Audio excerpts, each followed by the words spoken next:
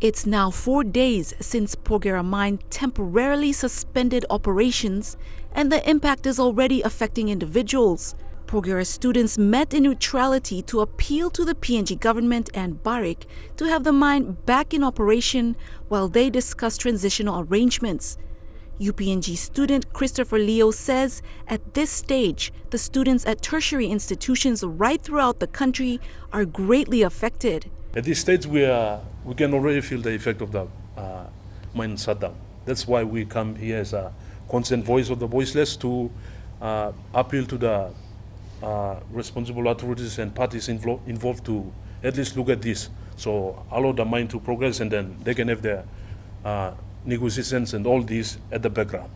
Another UPNG student, Richard Stanley, said that the fact is their people have been so dependent on the operations, and most of the benefits and their day-to-day livelihoods are entirely dependent on the mine's operation.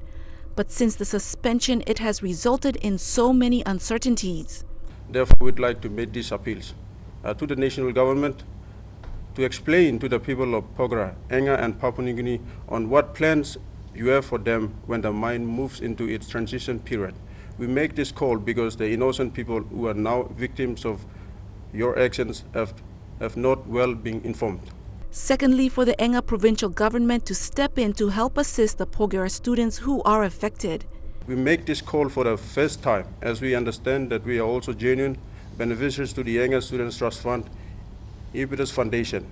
The fund made available for the Enga students through mineral resource Enga MRE, which is 2.5% equity share from the Porgera gold mine. And lastly, inform them of an exit plan in the event that the mine is shut down. To the government, to come clear on their exit plan as to how they will step in, intervene, and rescue to ensure that livelihoods and living standards of people are maintained and business as usual are done. The students also requested for Barrack to inform the public as to why it has suspended its operations. Employees and the local landowners, why it has proceeded to a shutdown of the mine, so we can be aware why there is a shutdown. And we don't know how long the shutdown will take. In the event where Barrack doesn't want to operate due to the announcement the government has made. Thank you.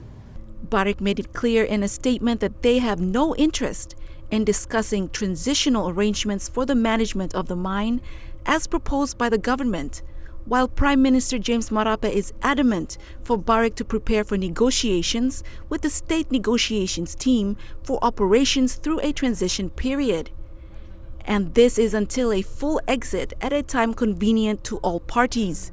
Barrack is yet to receive formal notification from the government regarding the decision, and that in the absence of further detail, the company will temporarily suspend mining and mineral processing operations at the mine.